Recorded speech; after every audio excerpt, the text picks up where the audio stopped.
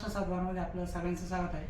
जे काही महाराष्ट्रामध्ये आज राजकीय घडामोडी घडत आहे किंवा राजकीय बंड होत आहे, या गोष्टींचं सगळं आपलं विश्लेषण करण्यासाठी आपल्याबरोबर काँग्रेसचे जिल्हा सरचिटणीस माननीय श्री सचिनजी होळकर या सगळ्या गोष्टी जे काही महाराष्ट्रात घडत आहे, आमदार फुटत आहे, खासदार फुटत आहे, नगरसेवक काय कारण आहे किंवा केंद्रामध्ये एवढे खासदार असो भाजपाचे तरीही नगरसेवक फोडण्याचं काम केलं जात आहे. या सगळ्या प्रश्नाचं आपल्याला उत्तर समाधान करण्यासाठी सचिनजी होळकर आपल्याबरोबर येत आहे.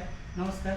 नमस्कार. जे काय महाराष्ट्रामध्ये आजच्या घडामोडी घडत आहे याला काय काय म्हणायचं, राजकीय भूकंप म्हणायचं का बंडखोरी म्हणायचं? नाही, त्याला राजकीय भूकंप म्हणण्यापेक्षा किंवा बंडखोरी म्हणण्यापेक्षा प्रश्न असा आहे की कुठेतरी राजकीय पक्ष फोडायचे आणि अनीतीने चालवलेले हे सरकार आहे आणि त्याचा हा सगळा परिणाम आहे की साम दाम दंडभेद पैशाच्या जोरावर आपण आमदार खासदार विकत घेऊ शकतो.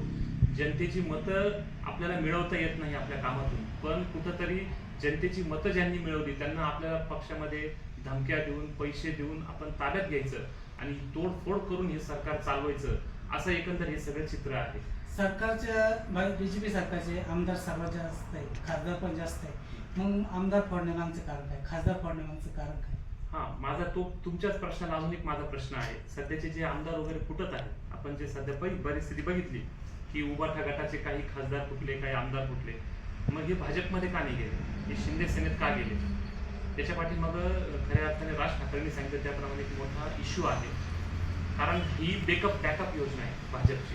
भाजप ह्या सगळ्या लोकांना प्रवेश देऊन भाजपमध्ये स्वतः का आणत नाही, तर ही बॅकअप योजना आहे. म्हणजे भविष्य काळामध्ये आज जे कार्यकर्ते, जे नेते, जे आमदार खासदार मंत्री भाजपमध्ये काम करत आहे, यांना कुठेतरी उद्या भविष्यात मोठा धोका आहे.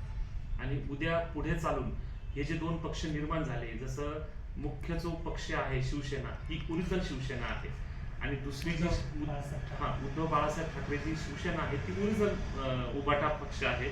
तसंच शरद पवारांची जी राष्ट्रवादी आहे ती ओरिजिनल आहे. कारण तुम्ही एक साधं उदाहरण बघा, एखाद्या माणसाचं जर दुकान असेल आणि त्याचं जर शॉप ऍक्टचं लायसन असेल तर त्याच लायसनवर दुसरं दुकान टाकता येणार नाही. झेरॉक्स कॉपीवर आपल्याला दुकान टाकता येत नाही. पण आपल्या देशाचं हे दुर्दैव आहे की झेरॉक्स कॉपीवरचे दोन पक्ष आपल्याकडे सुरू आहे महाराष्ट्रामध्ये. वास्तविक बघता ओरिजिनल पक्ष नाही, या पक्षाकडे कोणत्याही प्रकारची घटना नाही. मुळात पक्षाला घटना नसताना हा पक्ष आपण त्याला असं म्हणतो अनधिकृत आहे, इलिगल पक्ष आहे. फक्त वरच्या भाजपच्या या कुठेतरी आशीर्वादाने हा पक्ष चालू आहे आणि जो मूळ शिवसेना आहे, जी उबाठा आणि जी शरद पवार गट आहे, हेच खरे मूळ पक्ष आहे. हे दोन जे उर्वरित पक्ष आहे हे खरे पाहताना पक्ष नाही. 2029 मध्ये आमचा असा अंदाज आहे की या दोन्ही पक्षांचं विलिनीकरण थेट भाजपमध्ये यांना करावं लागणार आहे. कारण ते कोर्टाच्या आदेशानुसार हे पक्ष इलिगल ठरतील अशी आमची मानसिकता आहे किंवा अशी आमची कल्पना. उबाटाचे किंवा शरदचंद्रजी पवार साहेबांचे जे काही खासदार आमदार फुटले, ते फुटून मागचं पैसा कारण आहे का काही ब्लॅकमेल केलं जातं? निश्चितच असं आहे. तुम्हाला आरोप करणं फार सोपं आहे. म्हणजे साधं 2014चं जर उदाहरण दिलं तर 2014ला काँग्रेस सरकारवर मोठे मोठे आरोप केले भ्रष्टाचाराचे. हा कोलगेट घोटाळा, कोल घोटाळा, हा घोटाळा, तो घोटाळा, खूप मोठी यादी दिली घोटाळ्याची. आणि कुठंतरी काँग्रेस सरकार खूप भ्रष्ट आहे अशी प्रतिमा निर्माण केली आणि त्याच्या या प्रतिमेचा त्यांनी फायदा घेऊन ते स्वतः सत्तेत बसले. मात्र प्रत्यक्षात वस्तुस्थिती वेगळी घडली. ज्या वेळेस इन्क्वायरी झाली, ज्यावेळेस यांचं सरकार आलं, त्यावेळेस मात्र हे सगळे आरोप निराधार होतेचे लक्षात आले. याच्यामध्ये कुठल्या आरोपात कोणत्या प्रकारचं तथ्य नाही आणि या आरोपांमधून काहीही सिद्ध झालं नाही, कोणाला अटक झाली नाही, काहीच झालं नाही.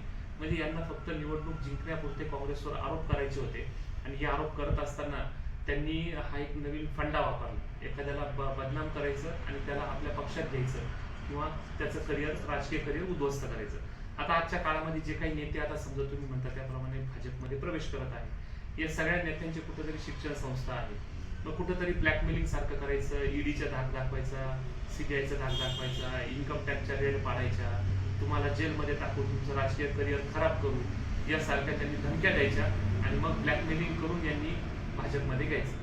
मुळात प्रश्न असा आहे, तुम्ही जर जनतेची कामं करत आहात, तुम्ही आता 12 वर्षापासून सत्तेत आहात, तरीही तुम्ही तुमच्या कामांवर निवडून येऊ शकत नाही. आजही तुम्हाला तुमचे पक्ष फोडण्याची गरज पडते. हे खऱ्या अर्थानं दुर्दैव आहे. तुम्ही काय काम केले हे तुम्ही जनतेला सांगितलं पाहिजे आणि त्या कामावर तुम्ही जनतेचे आशीर्वाद घेतले पाहिजे मतांच्या रूपामध्ये.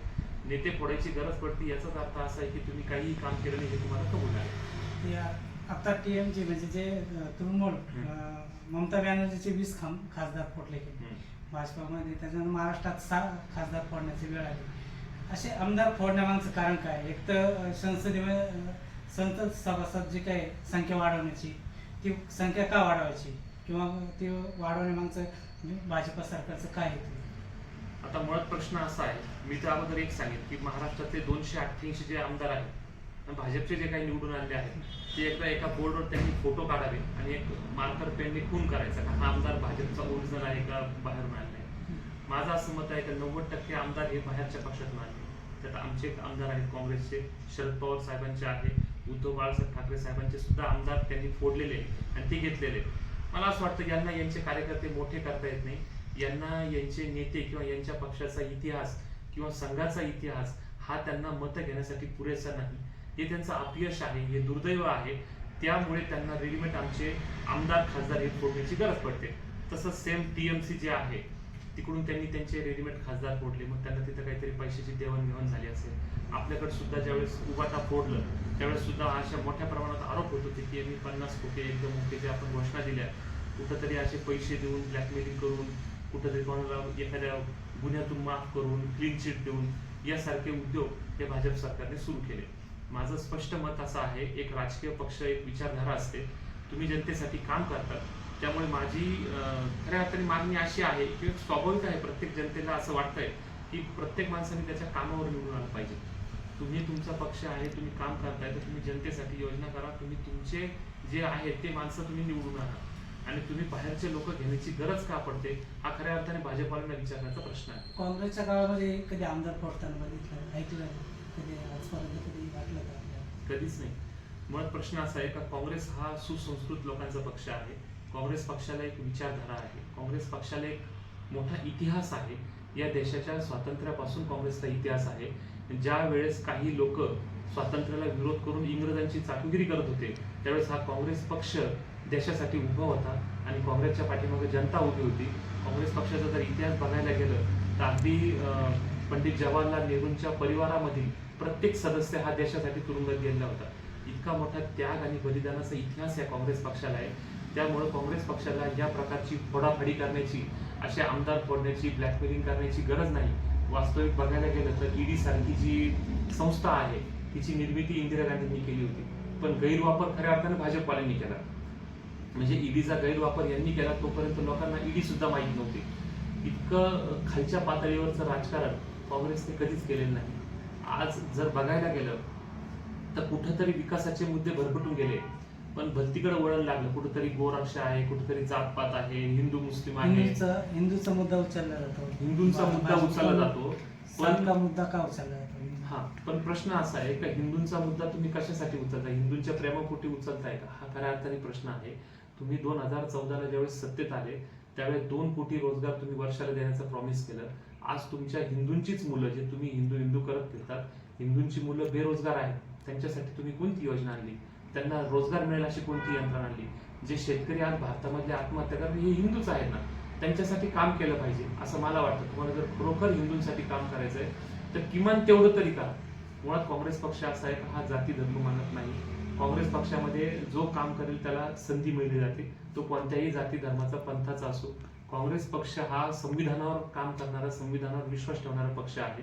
मात्र भाजप सरकार ज्यावेळेस हिंदूंचा एकीकडे जवळ ओढतो, बांगलादेशामधल्या हिंदूंचा यांना खूप हे आहे, पुळका आहे. त्यांनी इथं मोर्चे वगैरे काढले का बांगलादेशामध्ये हिंदूंवर अत्याचार होतो. पण आपल्या देशामध्ये जिथं कुठं दंगली सुरू आहे, मणिपूर सारखं असेल, हिंदूंच्या पार आता तुम्ही बघा नीटचे पेपर लीक झाले, तिथं अनेक आपल्या हिंदूंच्याच मुलांनी आत्महत्या केली. हे कुठं सरकार तिथं कुठे गेलेलं दिसत नाही. आणि शेतकऱ्यांची आत्महत्या, देशातल्या बेरोजगारीचं वाढतं प्रमाण आणि सामान्य जनतेचे हाल जर बघितले तर मला असं वाटतं हिंदू मुस्लिम हा फक्त टंका पिटवायचा आणि कुठंतरी भूलथाप निर्माण करून या देशाचं आणि राष्ट्राचं, राज्याचं वातावरण खराब करायचं असा हा धंदा यांनी चालू केला आहे. त्याच्यामध्ये सगळ्यात मोठी गोष्ट अशी आहे की राष्ट्रीय पातळीवर तुम्ही हिंदू मुस्लिम करतात आणि खाली आल्यानंतर मग तुम्ही जातीपातीचं राजकारण सुरू करता. मग हा OBC, तो कुणबी, हा माळी, तो मराठा, हे जे सगळे धंदे आहे हे आता जनतेला कळालेले आहे. तुम्ही याच्यावर फार काळ राजकारण करू शकत नाही. तुम्हाला कायमस्वरूपी राजकारण करायचं असेल तर त्या लोकांना रिझल्ट दाखवा लागतो. या देशामध्ये विकास घडवावा लागतो. 2014ला तुम्ही शेतकऱ्यांच्या कर्जमाफीचं आश्वासन मोदी साहेबांनी दिलेलं होतं. आजपर्यंत एकही रुपया तुम्ही कर्जमाफीसाठी दिलेला नाही केंद्राकडून. 72,000 कोटीची कर्जमाफी डॉक्टर मनमोहन सिंग साहेबांच्या काळात आलेली होती. दुसरी गोष्ट, तुम्ही सांगितलं होतं पेट्रोलचे बाजारभाव आम्ही कमी करू, 50 रुपयांनी पेट्रोल देऊ, 35 रुपयांनी डिझेल देऊ. गॅसची टाकी त्यावेळेस तुम्हाला 350-400 रुपये महाग वाटत होती, ती कमी करू. आणि डॉलरच्या तुलनेमध्ये रुपया मजबूत करण्याचं तुमचं आश्वासन होतं भाजपवाल्यांचं. मात्र वस्तुस्थिती सगळी उलटी झाली. आज रुपया डॉलर 100 रुपयाच्या आसपास झालं. पेट्रोल 110, 120, 125 रुपयापर्यंत पेट्रोल जाईल. डिझेल सुद्धा 100 गाठणार आहे. गॅस टाकी 1000च्या पुढे गेली.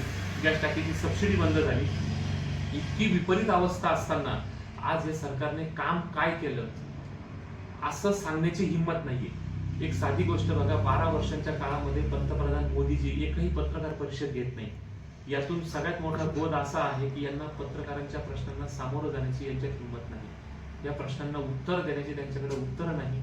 या सगळ्या गोष्टींमुळे त्यांच्याकडे दुसरा इलाज नसल्यामुळे फक्त आपण केलेल्या करप्शनचा तो पैसा आहे, तो ब्लॅकमेलिंग, करप्शन हे सगळं करून हे पक्ष फोडाफाडीचं राजकारण करण्याची वेळ आज भाजपवर आलेली आहे.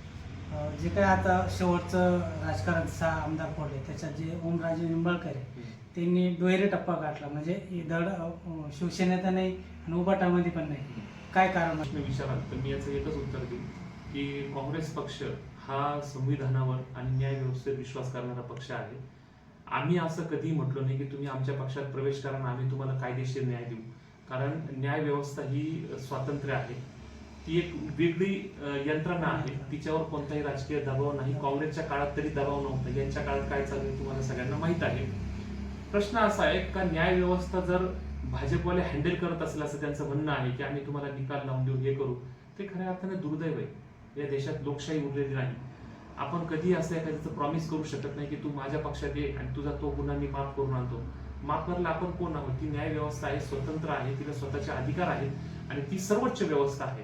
त्यामुळे अशा प्रकारच्या आश्वासनांना बोलून किंवा अशा प्रकारे आश्वासन देऊन जर कोणी काम करत असेल ते खऱ्या अर्थाने खूप गंभीर अशी गोष्ट आहे. या देशामध्ये कायद्याचं राज्य राहिलं पाहिजे, संविधानाचं राज्य राहिलं पाहिजे आणि न्याय व्यवस्था जी आहे ती कायमस्वरूपी स्वतंत्र राहिली पाहिजे.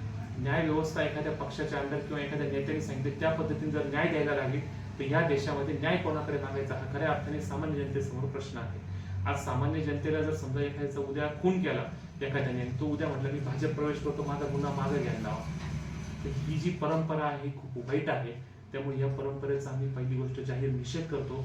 राहिला प्रश्न ओमराजेंचा, ओमराजेंसारख्या व्यक्तीकडून अशी अपेक्षा करणं हे आमच्या दृष्टीने खूप वाईट आहे. कारण पंतप्रधान पदाचा जो काही उमेदवार आहे तो चेहरा अजूनही पण नाही, तर मग आपल्या दृष्टिकोनातून किंवा फ्युचरमध्ये पंतप्रधान पदासाठी कोण उमेदवार असू शकतो? नाही, तसा प्रश्न गहन आहे. आमच्याकडे चेहरा नाही असं त्यांचा जो दावा आहे तो चुकीचा आहे. कारण आमचे चेहरे ते आमदार खासदार म्हणून घेत आहेत. आजही त्यांच्याकडे मंत्रिमंडळात असणारे मंत्री सुद्धा आमचेच आहेत. त्याच्यामुळे त्यांच्याकडे कोण आहे हे आम्हाला चांगल्यापैकी माहित आहे. लक्षात आलं. त्याच्यामुळे त्यांनी पंतप्रधान पदाचा आमचा उमेदवार कोण असेल किंवा काय असेल याची चिंता करू नये. ती चिंता करण्यास आम्ही समर्थ आहोत. आमच्याकडे एक नाही, आमचे भरपूर चेहरे आहेत. मंत्रिमंडळ होईल असे चेहरे आहेत आणि या देशाला चांगलं नेतृत्व राहील आणि देशाचा विकास घडेल असे आमच्याकडे नेते आहेत, असे आमच्याकडे चेहरे आहेत. त्यामुळे त्यांनी त्यांची चिंता करावी, आमची चिंता करावी. हे होते आपल्याबरोबर सचिनजी वळकर, ज्यांनी जे काही राजकीय विश्लेषण केलं ते खरंच महाराष्ट्र किती योग्य आहे किंवा किती लाभदायक आहे येणाऱ्या काळातच आपल्याला कळेल. धन्यवाद.